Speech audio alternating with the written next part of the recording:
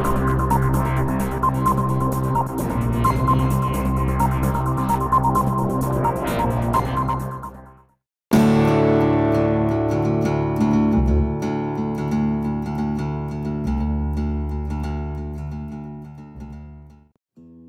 Friends, एक बार फिर से स्वागत है आपका मेरे ऑनलाइन क्लासेस में।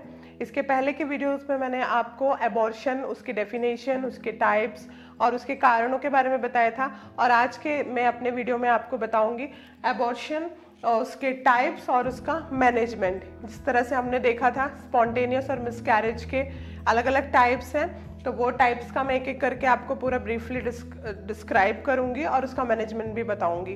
तो सबसे पहले हम देखते हैं फर्स्ट जो टाइप का एबॉर्शन मैंने बताया था, विच इज थ्रेटेंड एबॉर्शन।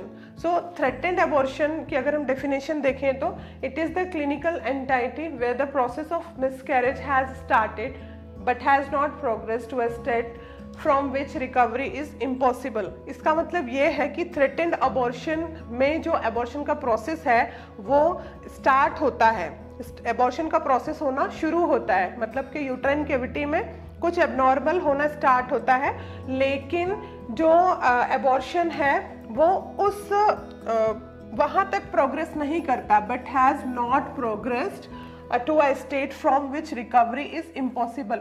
मतलब वहां तक नहीं जाता है कि जहां से रिकवरी की संभावना ना हो। मतलब एबॉर्शन का प्रोसेस शुरू होता है पर एबॉर्शन होता नहीं है।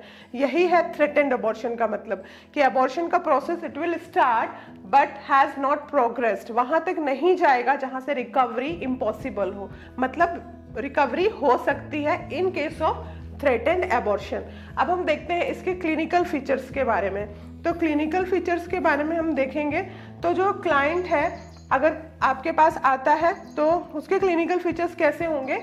ब्लीडिंग पर वेजाइनम,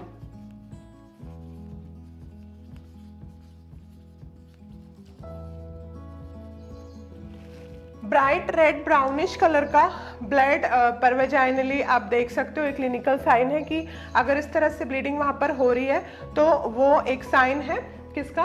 थ्रेटेंड एबॉर्शन का। तो जो ब्लीडिंग है वो अपने आप ही स्पॉन्टेनियसली स्टॉप हो जाएगी, कुछ समय के बाद में वो अपने आप से ही रुक जाती है। उसके बाद में पेन की कंप्लेन आपका क्लाइंट कर सकता है।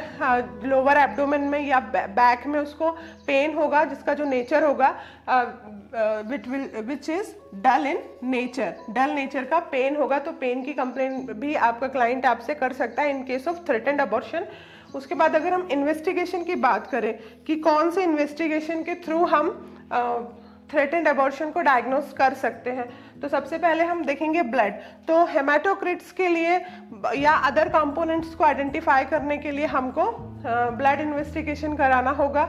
यूरिन, तो यूरिन का जो इन्वेस्टिगेशन होता है उतना ऑथेंटिक नहीं माना जाता है, क्योंकि कई बार ऐसा होता है कि जो फीटस होता है वो इनसाइड द यूट्राइन कैविटी वो डेथ भी हो जाता है। उसके बाद भी यूरिन में कई बार एसिडी प्रेजेंस रहता है, जिसके कारण से जो यूरिन टेस्ट होता है which is not authentic to identify और to diagnose the threatened abortion.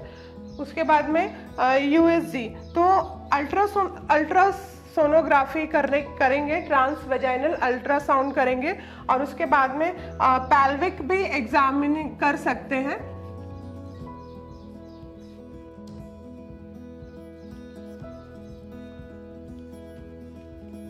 To identify और to rule out the diagnosis of threatened abortion. Pelvis investigation भी करेंगे, पेल्विक को भी अच्छी तरह से एग्जामिन कर सकते हैं। उसके बाद इंटरनल ऑस भी देख सकते हैं, सर्विक्स को भी हम पर वेजाइनल विथ डिजिट्स हम अपने फिंगर्स के थ्रू ये सारी चीज़ें असेस कर सकते हैं। तो ये आएगा इन्वेस्टिगेशन के अंदर में कि किस तरह से हम डायग्नोस करना है हमको। उसके बाद में ट्रीटमेंट, तो ट्रीटमेंट का यहाँ पर ऐसे कोई वो नहीं है, ट्रीटमेंट ज़्यादा कुछ है नहीं है। सबसे पहले क्लाइंट को रेस्ट करने के लिए आपको बोलना है कि ज़्यादा से ज़्यादा हो सके, जितना ज़्यादा हो सके वो आराम करे, रेस्ट करे। और उसके बाद पेन को कम करने के लिए ड्रग्स आप दे सकते हैं। तो यहाँ पर एक एग्जाम्पल दिया हुआ है, डायजेपाम 5 mg ट्वाइस, 2 बार दे सकते हैं।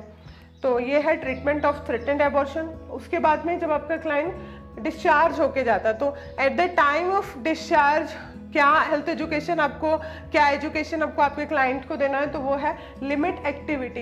एज पॉसिबल एज आपके क्लाइंट को आपको बोलना है कि आपकी जो एक्टिविटीज हैं आपको उनको रिस्ट्रिक्ट करने के लिए रखना है। बहुत ज़्यादा हैवी जो भी आपको थिंग्स हैं उसको अपलिफ्ट नहीं करना है, या हैवी एक्टिविटी ऐसी नहीं करना है, नहीं परफॉर्म करना है। और sonography at 3 to 4 weeks after, जब भी ये हो रहा है, थ्रेटेंड अबॉर्शन हो रहा है, उसके बाद आपके क्लाइंट जब जा रहा है डिस्चार्ज के टाइम, तो आपको उसको बोलना है कि 3 to 4 वीक्स के बाद में आप एक सोनोग्राफी फिर से करवा लें, ताकि जो भी उसका प्रोग्रेस है या जो भी उसका प्रोग्नोसिस है वो देखा जा सके कि किस तरह से है। तो डिस्चार्ज के समय उसको ये भी आपको बोलना है कि सोनोग्राफी करा ले। उसके बाद फॉलो अप के लिए आपको अपने क्लाइंट को बोलना है कि फॉलो अप के लिए वो आते रहे और चेकअप कराते रहे। उसके बाद में प्रोग्नोसिस की अगर हम बात करते हैं तो the prognosis of threatened abortion is very unpredictable. हम कुछ नहीं कह सकते कि क्या होगा आगे जाकर, कि प्रेगनेंसी कंटिन्यू हो पाएगी या नहीं हो पाएगी, हम कुछ नहीं कह सकते हैं। बट कुछ कॉम्प्लिकेशंस हैं which can be arise in case of threatened abortion, जैसे कि प्रीटर्म लेबर हो सकता है, इंट्रायूट्राइन ग्रोथ रिटार्डेशन हो सकता है,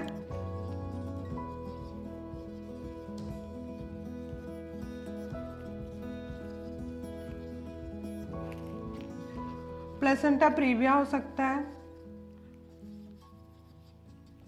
तो ये सारे कॉम्प्लिकेशंस हैं जो हो सकते हैं किसमें, अगर क्लाइंट को थ्रेटेंड अबॉर्शन है। तो हम ये नहीं कह सकते हैं कि उसका जो प्रेगनेंसी है वो नॉर्मल हो पाएगा या नहीं हो पाएगा। कुछ परसेंटेज रिस्क रहता है कि जो क्लाइंट है जिसने अपनी प्रेगनेंसी में थ्रेटेंड अबॉर्शन को फेस किया है उसको ये सारे कॉम्प्लिकेशंस हो सकते हैं, ये चांसेस हैं। तो ये था पूरा first type of abortion which is threatened abortion, all about the clinical features, investigation, treatment and discharge and prognosis of threatened abortion.